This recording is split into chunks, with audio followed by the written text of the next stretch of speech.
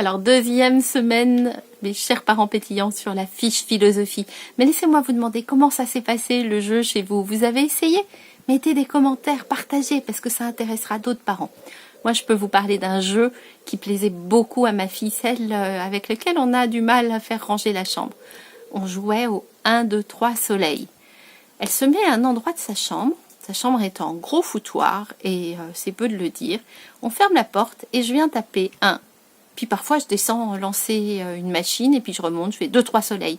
Quand j'ouvre la porte, elle doit être exactement au même endroit, je ne dois pas l'avoir vue bouger et des choses ont dû être soit jetées, soit rangées. Je vous assure, ça marche bien et ça marche même au début de l'adolescence. Maintenant, elle a 15 ans, elle trouve ça un peu moins drôle.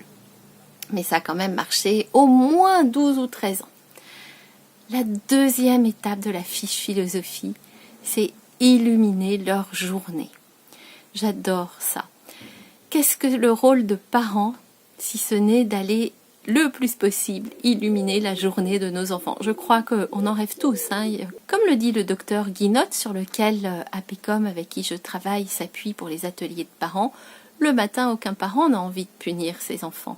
Le matin, au réveil, chaque parent se dit « Aujourd'hui sera une journée lumineuse, on va passer du bon moment ensemble ». Et puis, malheureusement, ça ne se passe pas toujours comme ça. Alors pourquoi ça ne se passe pas toujours comme ça? Il y a des choses qui viennent de nous, on est fatigué, on a mal dormi, on est stressé.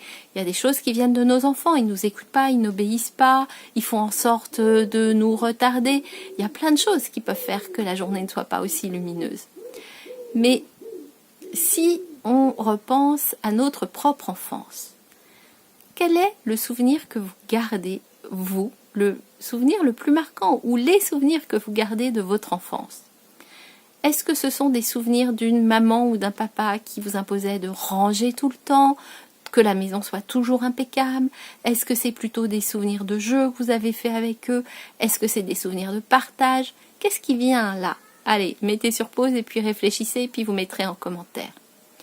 Ce qui est sûr, c'est que nous avons envie que nos enfants, quand ils seront grands, se rappellent de nous comme des très bons moments qu'ils ont passés en famille. On a envie qu'ils reprennent l'éducation qu'on leur a donnée pour la transmettre à leurs propres enfants. On a envie qu'ils disent à leurs enfants « Ouais, chez moi, c'était chouette. Il y avait des règles, il y avait du respect, mais il y avait plein de moments où on était super heureux d'être ensemble. » Eh bien ça, c'est possible. Il suffit de se dire le matin au réveil, aujourd'hui, je vais faire un tout petit truc qui va illuminer leur journée. Et un tout petit truc qui va illuminer leur journée, je vous promets, c'est pas la peine d'acheter tous les mois une entrée à Disneyland ou au parc Astérix.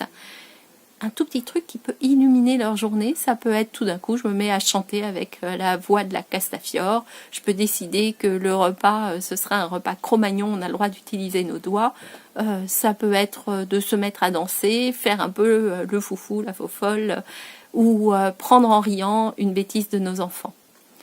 Quand on illumine leur journée chaque jour, ils se couchent plus heureux et nous aussi, on est plus fiers de nous, et ça, je trouve ça chouette.